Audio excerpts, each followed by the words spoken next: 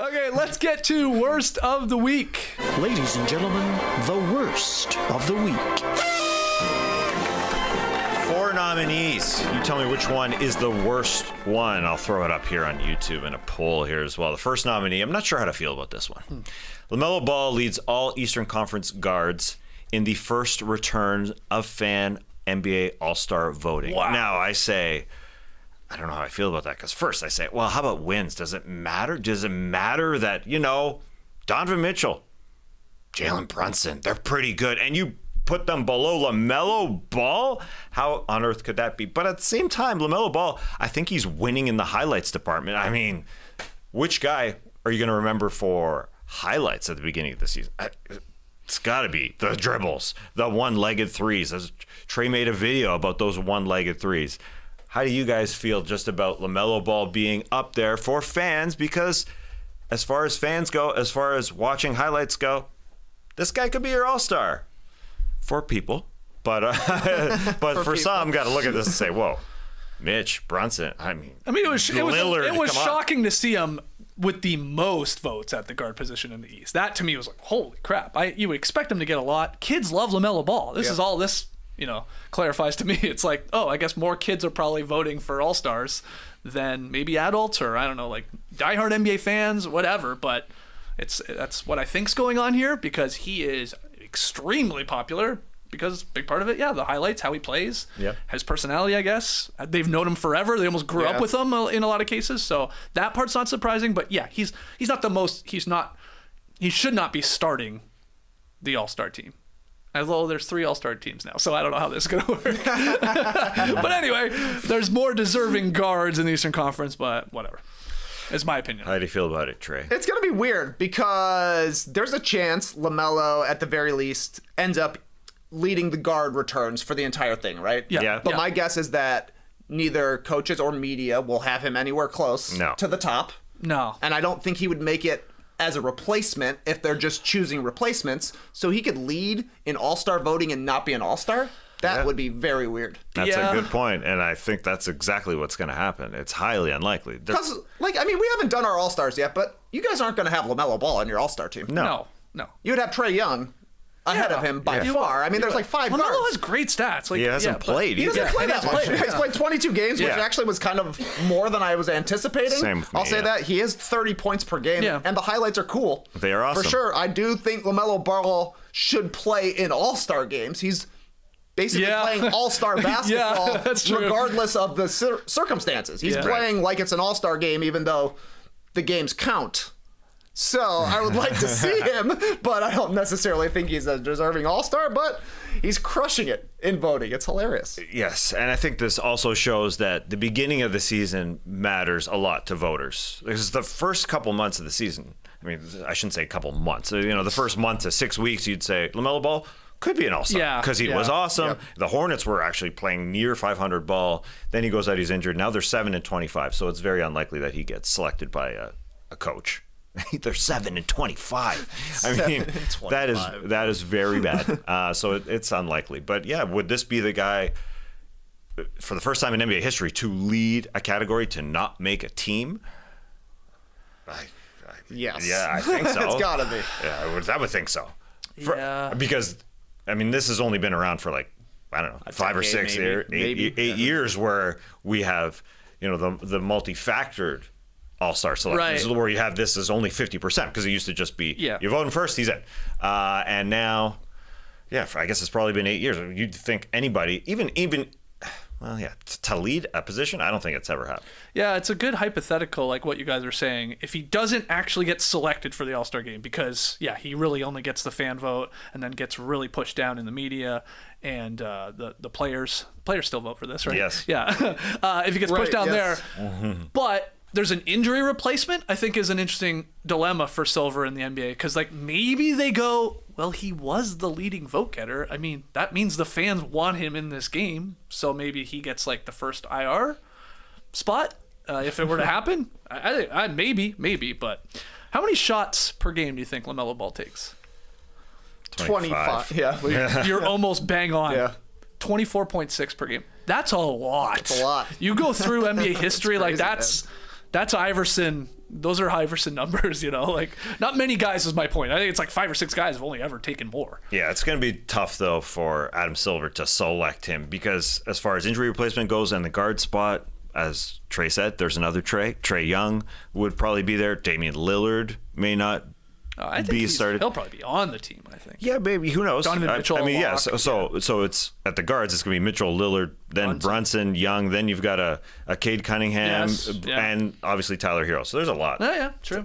Anyways, moving on. The next nominee, it's Jaden Ivey's injury. Speaking of Eastern guards, he suffered a broken fibula when playing against the Orlando Magic this week.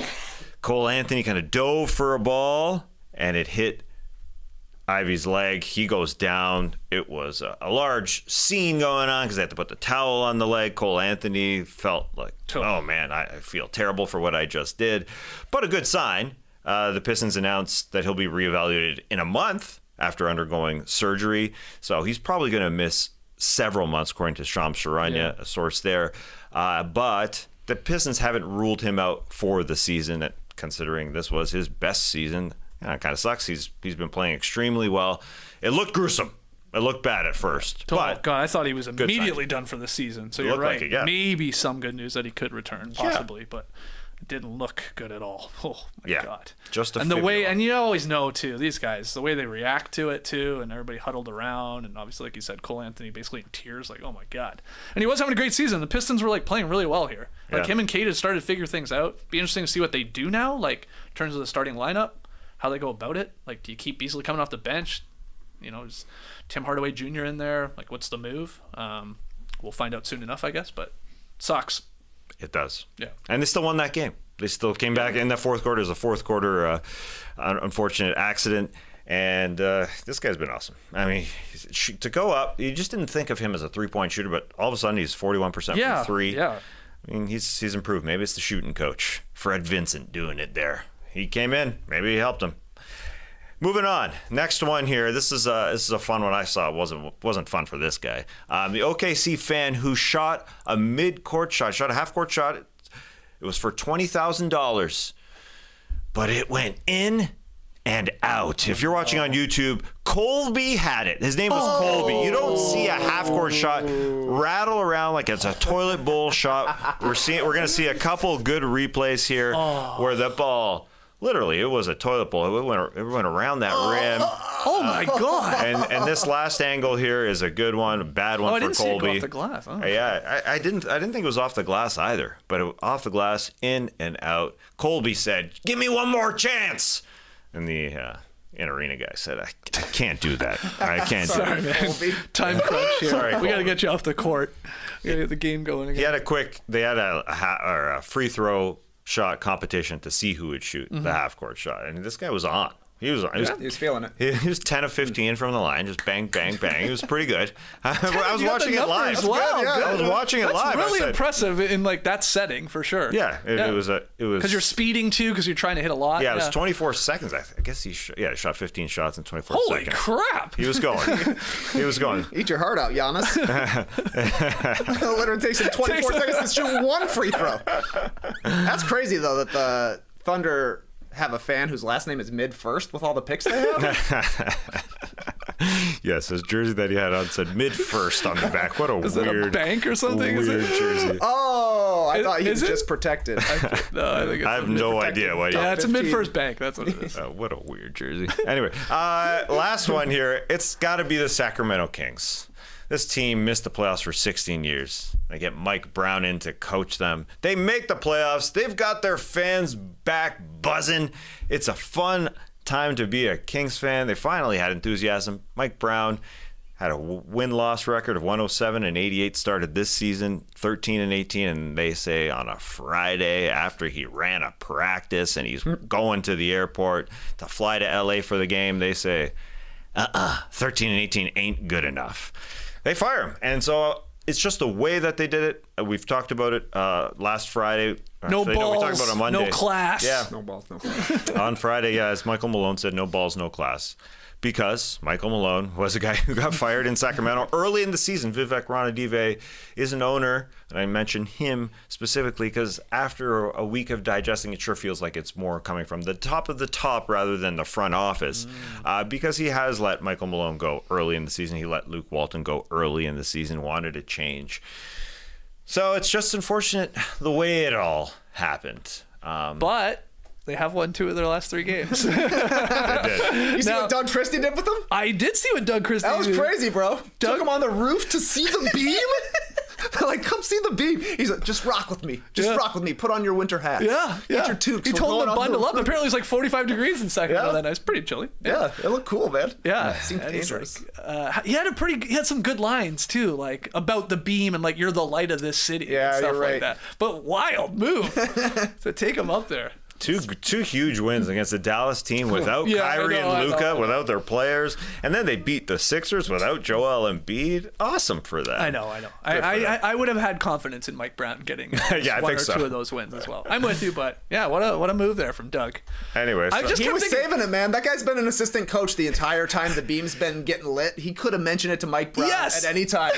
Hey, we should go up there, man. They'll love it. They'll Yeah. love it. He didn't. He's saving it. Or he mentioned it. Mike Brown said, no, that's amateur hour. So then Doug took it to Ranadive and was like, I was Vivek. trying to get the guys I up. wanted to go see it. You told me it's cool. Mike said no.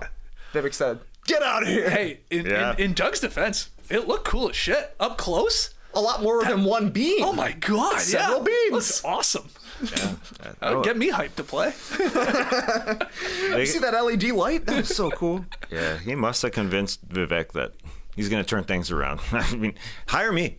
I'll get that beam going. I wish there was a camera watching what those guys had to say to each other because he probably convinced them. Fire Mike. Let me in. He's been. It just kind of flies under the radar that he's been assistant there for now. This is season 4 for I remember him. you guys saying like he used to be on the broadcast. I'm like, oh yeah, I remember that. That must have been 2 years ago or something. And it's like, Yeah. oh no, has been assistant coach for quite a while. He's there. You always see Doug hanging out there. What is Doug doing? He's got a plan. Doug do it.